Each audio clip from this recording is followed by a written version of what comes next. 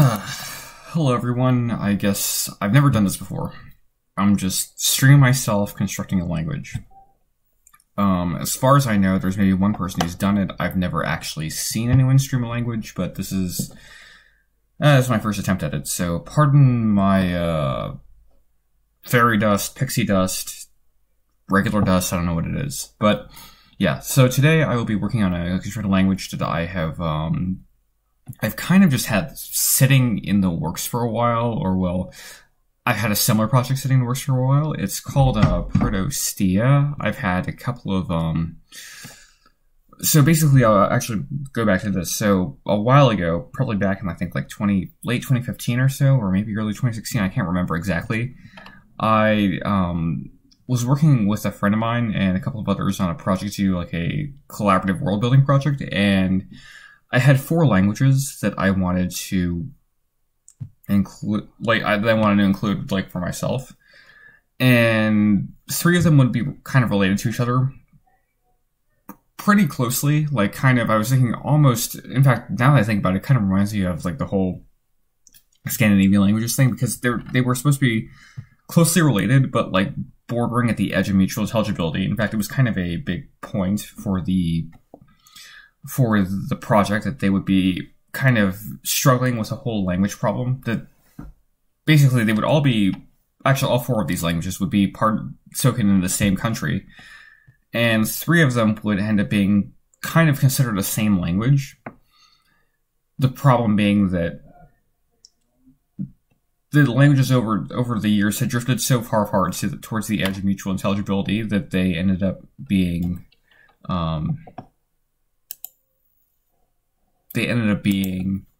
I guess, like, so basically the country would have 2 official languages, but then there would be a referendum to try to make that into 4 because they're all different. And I guess after a while I tried working on languages. I started working on one of the daughterlangs.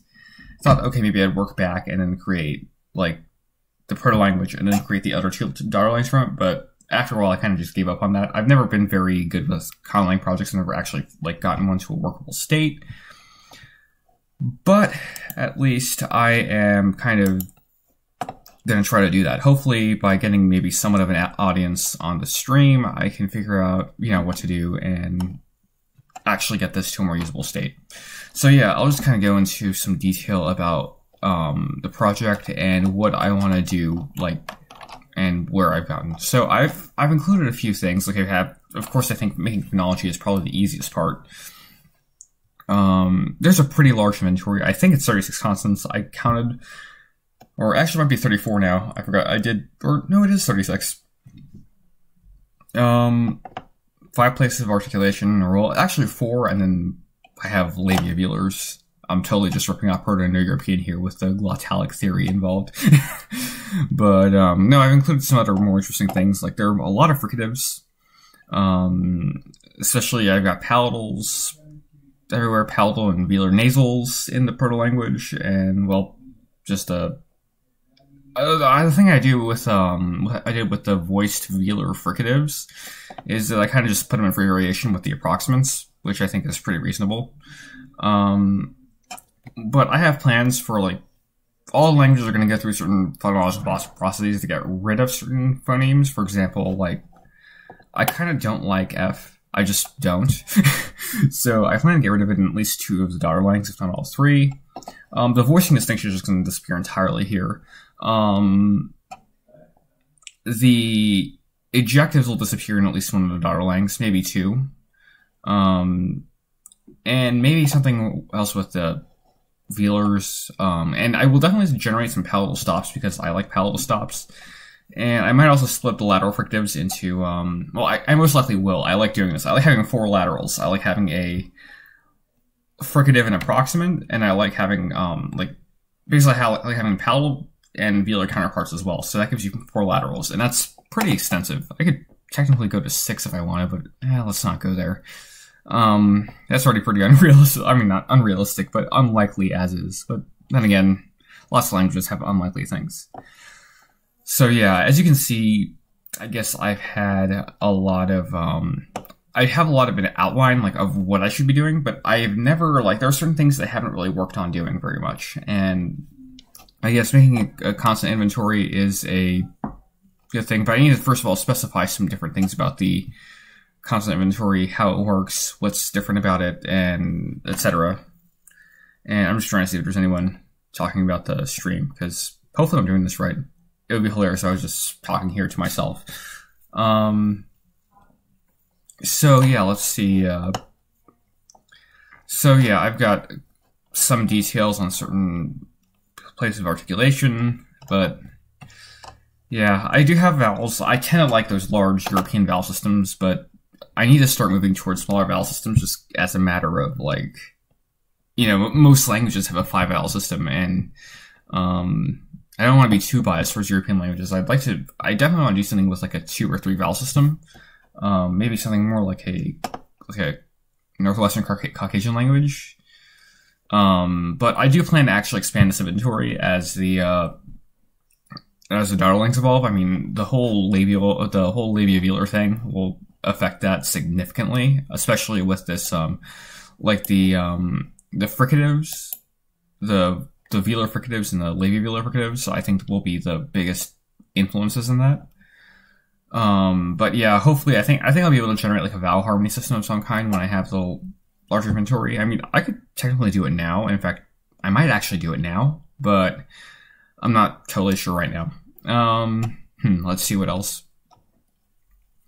So the language will have tone, but I kind of decided to do things a little bit more in a more interesting way. For example,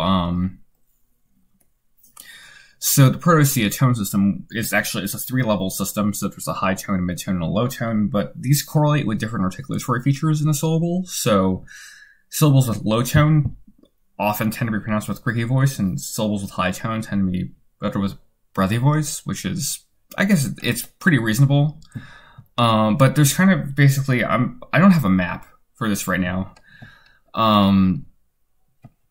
But I'm thinking that this will be kind of on a dialect continuum, with like the southern parts having just a creaky, breathy, normal modal voicing, and then the northern parts just having just straight up tone. And it kind of varies from north to south. I guess I don't have any stress, like any phonemic stress, but there is phonetic stress on the second syllable of words. And syllable timing is stress is left is aside from the left, and then syllable time language. I plan to include like vowel length in, I think maybe even all of the daughterlangs. Might exclude one from that, but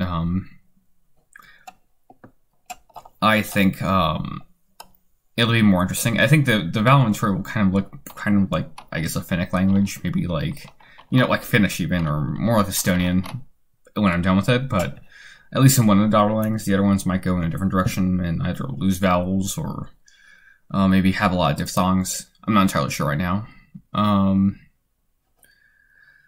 In general, I've decided to have like a common root form, which is mostly disyllabic, though I may do some at one point, because the thing is, I thought Proto-Stiie would be more timed, and I think that was a more timed language can have some things going on with like more accounts, etc. But at this point, I'm just syllable timed, so I just have monosyllabic, disyllabic, trisyllabic, and disyllabic is going to be the most common of the 3. As for phonological processes, I still need to work on that. I haven't really thought of that. Oops, shoot. So as for nouns, I do have some noun classes, because I intend for this to be a language with, I guess, some noun cases. I'm not sure. So I know one of the daughterlangs will have 5 cases. I know that because I kind of worked on the daughterlang before, and I want to keep it about the same in many ways. So yeah, the daughterlang will have probably like 5 cases. Something I don't know if I want to go from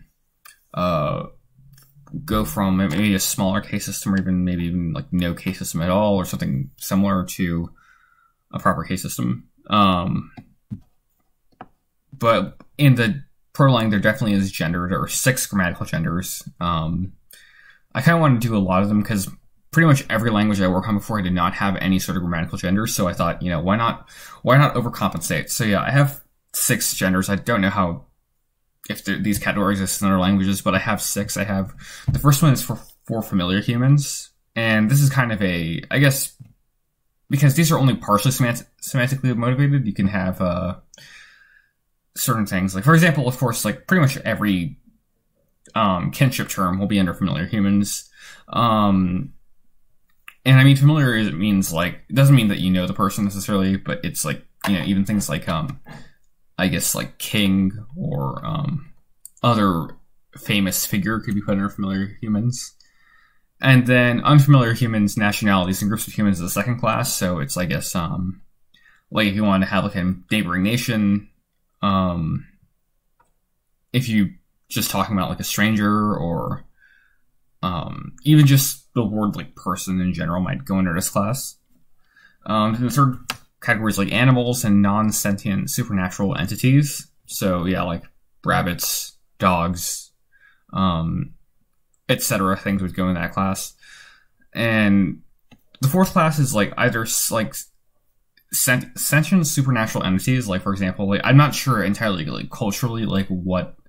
Like I haven't done too much cultural development yet. I'm just really working on the languages. In fact, like I'm mostly working on the world building aspect of this again because I want a background for my language. I'm kind of doing this, I guess. I think I remember Tolkien did it that way. He created his languages and then he's like, okay, I need to put them somewhere. I guess I'm kind of doing the same thing. But yeah, the fourth class is like rare or dynamic natural phenomena. So, for example, things like storms, earthquakes, rainbows, things like that. Things that are like kind of, I guess maybe rare or, I guess maybe transient natural phenomena might be. Yeah, transient natural phenomena. And then sentient and supernatural entities, if they have any sort of like fairies or ghosts, etc., that might go under class 4. Then class 5 is stationary natural phenomena, plants and other living things. So yeah, like trees, mountains, etc. might go under that class. And then the 6th is human-made structures and objects, so like pencils, buildings, houses, fire would actually be like under technology. Or I guess it could go under like some sort of natural phenomena. It depends, maybe. You could have different words for fire, like you have a word for forest fire that could be different from like a fire, like a bonfire. That could be like a different, they could be different classes or different genders. I will have different noun classes, but that depends on how I make the declensional system. I haven't really decided what the endings will be and how they'll work, but that's definitely going to occur. And I actually would love to do something like, because I know that conlangers tend to use a lot of concatenated morphology, and I understand why. It's really easy to do concatenated morphology, but I really want to do some contemplatic stuff, especially stuff that isn't like triconsonantal roots. I guess especially when I start messing with the vowel system in a daughterlangs, I can definitely have like an ablaut system happening, or like an umlaut system, especially because certain vowels will be rounded, certain vowels will be unrounded, certain vowels will be fronted, etc. There's going to be a lot of interesting things going on, but I'm not entirely sure right now. Yeah, inflectional morphology, case, number. Most likely I'm going to have 3 numbers. I'm probably going to have like a single, dual, and plural, but one plan that I have for the language is to go, for at least one of the daughterlangs, is to go from singular, dual, and plural to singular and plural, probably with like an intermediate pockle stage or something like that going on. I'm not entirely sure.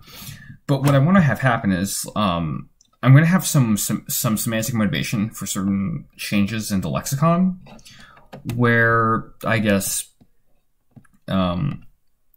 basically certain like mass nouns, for example, will only take they'll only take the plural form, and then the pockle form becomes the plural form of count nouns or something like that. I'm not entirely sure. I had something going on like that in the daughterlang I originally worked on. I'll probably have to dig up its documentation and everything. But yeah, and I guess derivational morphology is going to be probably like, I'm probably going to work on derivational morphology more towards the end of things, because I mean, that's like the broadest thing there is when you go into morphology. It's like languages do all sorts of stuff, but I will have reduplication. I swear I will have reduplication, because other languages just don't have it. So yeah, so verbs, Inflectional morphology, probably minimal. I don't know. I like having complex nouns and not so complex verbs. Though I may have to change that trend in the future. I might do some stuff with auxiliaries. I mean, I have that already there. And I definitely will do stuff with verb classes. I like having like, I think like, because I have like studied languages which have like different like classes of verbs. But I really like the idea of semantically motivated verb classes, so I might do that. And then derivational morphology is like towards the end. Adjectives and adverbs, I have no idea what I'm going to do there yet. I definitely want more verb-like adjectives, just as like because I think that's more interesting. Pronouns, again, I have no idea here, though. I think I might work on interrogative pronouns first, because I like being able to when I make a language, I like being able to translate questions first, and then personal pronouns can come later. Determiners. This is a little interesting because I took a semantics class back in, I guess, actually it was it was a spring, and I mean, I really enjoyed semantics. It makes you really think about language in a different way from how you usually think about it. And one of the things that we talked about was the meaning of the most common word in the English language. I mean, I use it twice in that last sentence. And I guess, when you ask someone what the meaning of the is, it sounds really like, it doesn't have a meaning, it's just there, it makes a language work or whatever. But there is actually a very specific meaning to it, at least when you work with a singular noun. So like, for example, if you said dog ate, that sounds strange. That sounds very strange. But if you said the dog ate, that sounds fine. And the reason being is that English nouns, they refer to a class of or a set of I guess it's kind of like when I say this is self-referential, but like when you say dog, it refers to anything that could be described as a dog. And I mean, it's hard to, you can't really use, I mean, the meaning of language can't really be described easily using language without being redundant. You have to rely on itself. But, that's, when you include the, what it does is it means that there is a dog somewhere that can be easily referred to. In the context, there's one dog, and I'm picking that dog. That's what the does. And some languages have articles, English, for example. Some languages do not have articles. Russian. But I'm thinking of kind of reversing that in Stiie, and I'm not sure exactly how common this is, if it occurs at all, but I'm actually thinking of having an article so I'm thinking that nouns in general will refer to individual, basically individual objects. For example, if I said, you say something like dog ate, and it would be the same as the dog ate in English, and you could just say, yeah, the dog ate. But then you can include some article in front, some determiner that says, okay, I'm not referring to a single entity that is in our context. I'm thinking of everything that could be described as a dog. I think that's that's iffy, and I'd have to definitely read into more literature about that, but it is an interesting thing to think about, I think. And I think that there's a lot of interesting stuff with determiners that I guess people tend to go towards either an English-like system because that's what they're used to, or they tend to just leave out definite and indefinite articles. I do like the idea, of course, of especially because I don't think I haven't seen this under conlangs as much because I haven't read into them, but I haven't seen as many languages that I guess attach the determiner to the word, or kind of how I guess Swedish has definite and indefinite forms of nouns, and I think that's interesting. And my love for agglutinative morphology will probably get me to do that at some point. Maybe not in this language in particular, but at some point in the future. Syntax, I guess that's. I haven't really thought too much about syntax, so I do want to keep it relatively simple for general word order, just like SOV. But then again, SOV says very little about how the language actually works. In the previous work on one of the daughterlangs, I had to have a tripartite alignment, which I kind of like. I think it's really interesting. And that will probably cover three cases right there. You know, you have an ergative, absolutive, and accusative. That's probably a really, I guess like a really simple system. I could probably throw in like a genitive and a dative, and I'll be fine. And I guess I just maybe throw in some like locative cases, but then again, I don't want to make it too complex, especially not in the proto language. I want the complexification to occur in the daughter languages. So that's that's one of my design goals here. But I do definitely want to, like, in my syntax, I want to describe how noun phrases work, how verb phrases work, those kinds of things.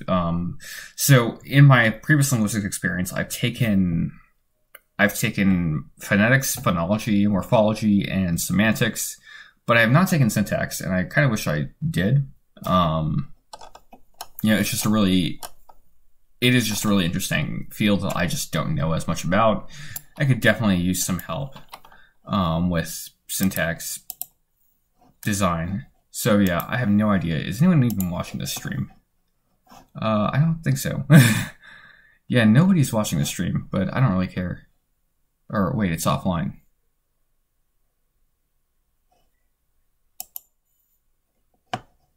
Wait, what?